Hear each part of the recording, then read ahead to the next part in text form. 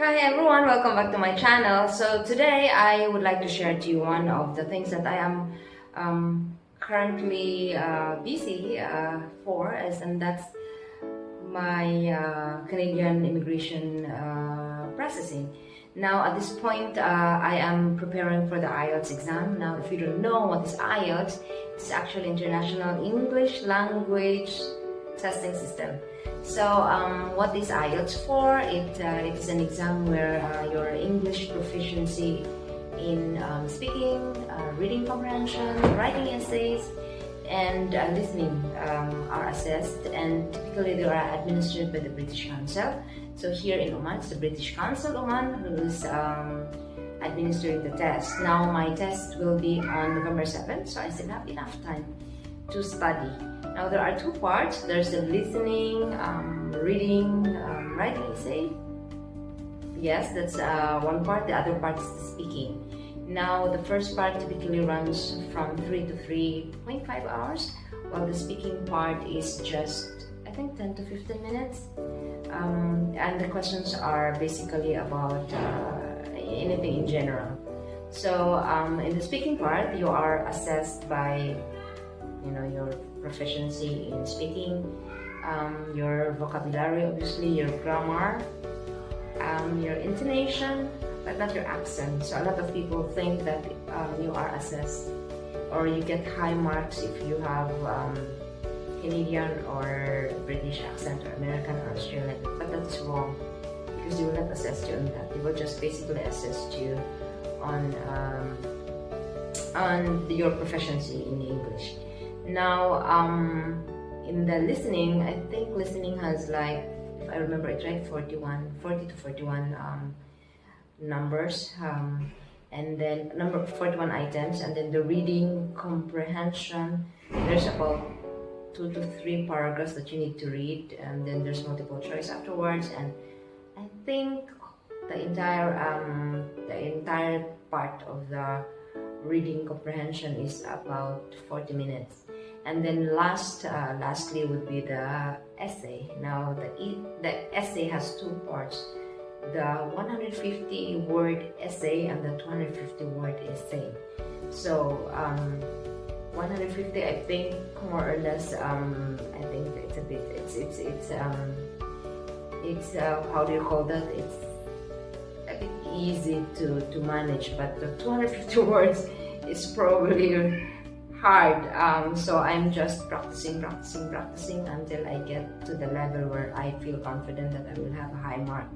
Now the IELTS has 1 to 9 band, 1 lowest, 9 expert.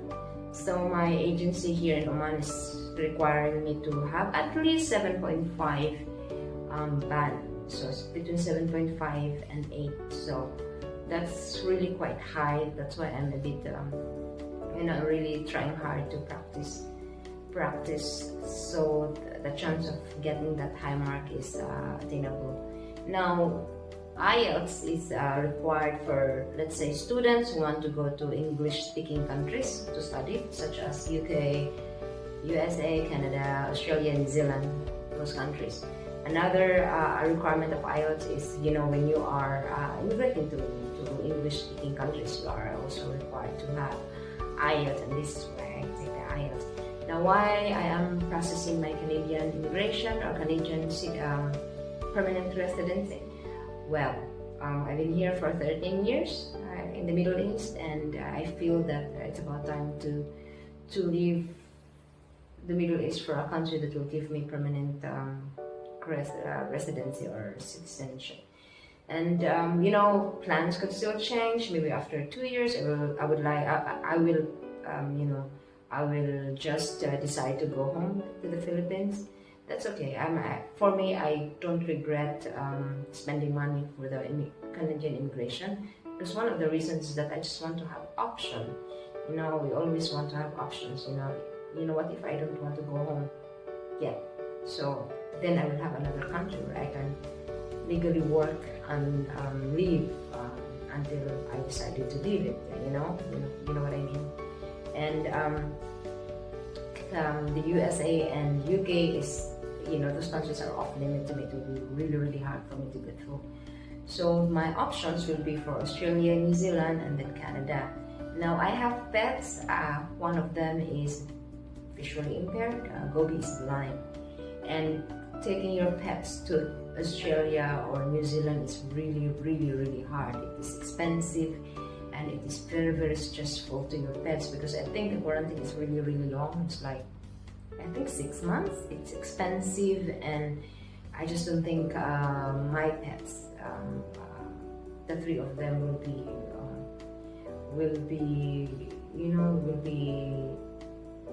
easy, or it will be easy for my pets to go through. I just don't think it's something I want them to experience. So transporting pets to Canada is easier. It's just in any other country. There's not really much requirements. There's no special long quarantine period, nothing like that. So that's easier for me and my pets. So that's that. So again, I choose Canada because it's easier for me to go through, and it's easier for my pets to go through the whole immigration and relocation. So after November 7, once I get the result, whether it's good or not good, I will still give you an update on that.